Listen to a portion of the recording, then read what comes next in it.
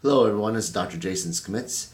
I was just going to check in with you today and give you a little today about what we call glyphosate. Glyphosate, you might have heard in some of my other talks, but um, I put a post on Instagram, and the post talked about poisoning ourselves. And I think about that. I think about those things and what people don't know and how it can hurt them.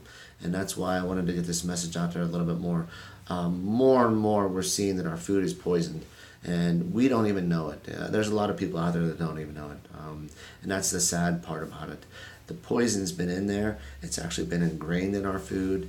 When you hear me talk about GMOs and non-GMOs, GMOs, when something's genetically modified, what they have done is they put the pesticides into the food so that when a bug attacks the food or attacks the plant, that it actually kills the bug. There's poison inside that plant, so when they get into that plant, they start to do something, the poison gets into the bug ends up dying, and then the plant stays safe.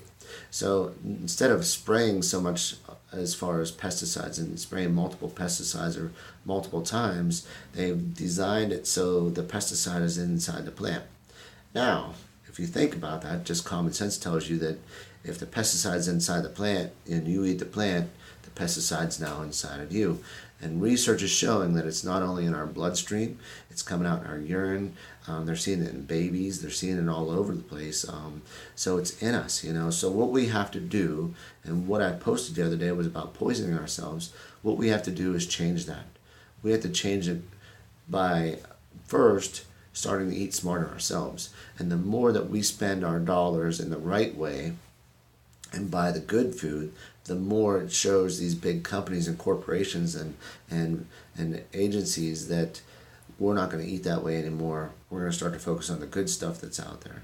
And that's what we have to do. We really have to start to focus on that. Buy non-GMO. I know what you're going to say, and I even put this on Instagram. It's too expensive. It costs too much. But the cost is going to, you're either going to pay now or you're going to pay later. That's the way it's going to be. If you don't start changing the way that you eat now and start putting a little bit more money out there for the good foods, it's going to catch up with you at some point. They're seeing it already. They're seeing increased cases of allergies and asthma and all those little things. And then you get into the autoimmune diseases like lupus and multiple sclerosis and even diabetes. And now they're getting into Alzheimer's and dementia. And they're linking a lot of this right back to our gut health, which is being damaged by these pesticides that are in our food.